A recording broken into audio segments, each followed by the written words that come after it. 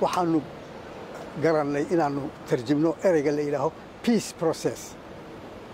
process markii aanu eegnay waxaanu ka fursan weynay oo anigu ay ila noqotay inaan isticmaalno geedi socodka nabadda waa nabaddii oo weli socota weli heshiis lagama gaadhin peace processna waa saasoo kale weeye geedi socda oo xagga nabadda u socda ayaan ku fasirnay geedi socodka nabadda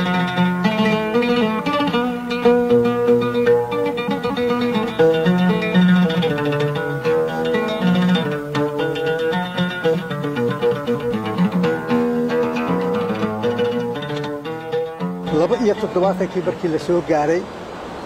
waxyaabo waaweyn baa ka dhacay Soomaaliya waxaa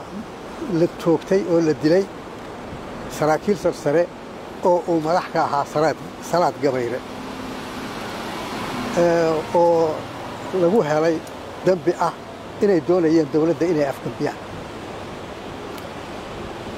dacwadoodu muddo dheer bay socotay markii dambe dilkaas lagu xukumay waana lagu socodsiiyay taasi mid bay ahayd ta kale waxay ahayd jaamacadda carabta oo Soomaaliya ay ka mid noqotay ta kale ee saddexaad la yaab ka lahayd waxay ahayd xiisaha badnayd af Soomaaligii oo la qoray oo yaani 40 sanadood iyo ayaa muxuu ahay lahaa war af Soomaaliga hal la qoro war af Soomaaliga hal la qoro nin la oran jiray Cabdisalaam Sayid Suleymaan oo BBC-da part time ugu shaqayn jiray marbar u shaqayn jiray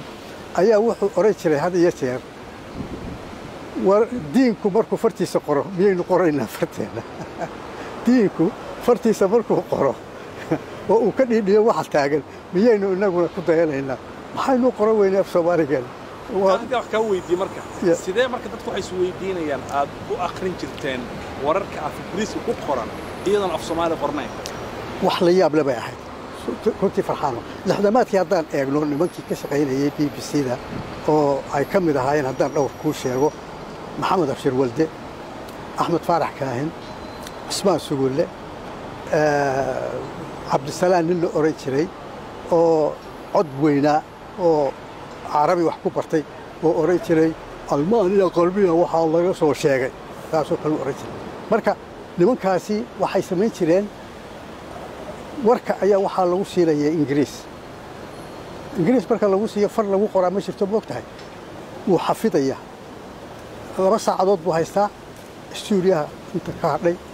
2 saacadood waa in uu qoraa akhriya oo uu markaa dusha ka qabtaa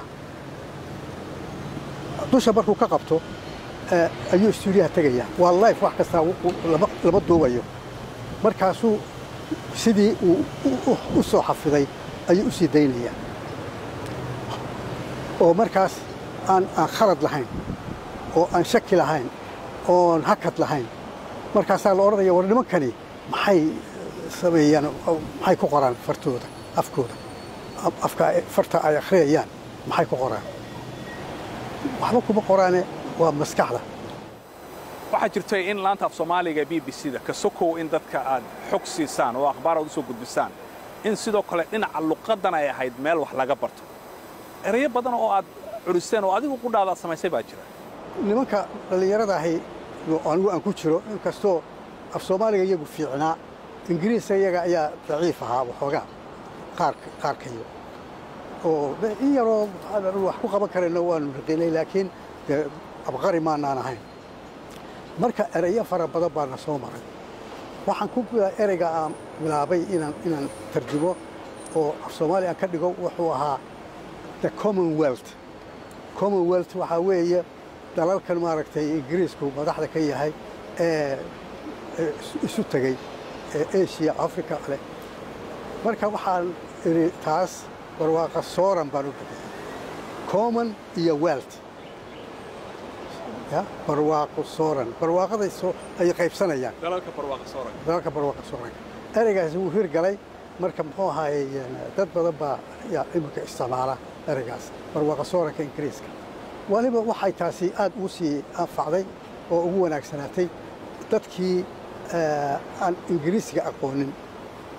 Commonwealth wuxuu yahay ba aan garanaynin marka taasi mid bay noqotay aad iyo aad loo soo dhaweeyay bariga dhexe waxaan markii dalalka carabta iyo Israa'iil ay haysteen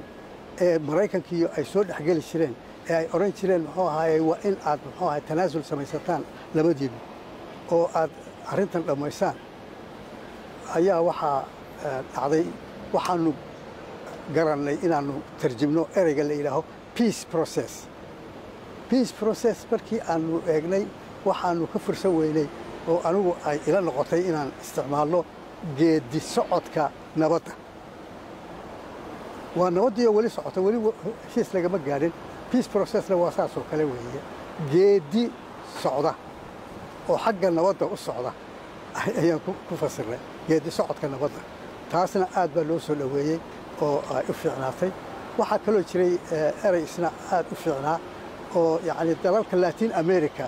iyo bariga dhexe iyo Yurub waxa bariga gilgilay waxaa weeye waxaan la yidhaaho mukhaadaraadka duraagada marka diraagadii maxay noqotay af Soomaali maxay noqotay dad badan oo baa ku dhageysanaya aan af Ingiriisiga garanaynin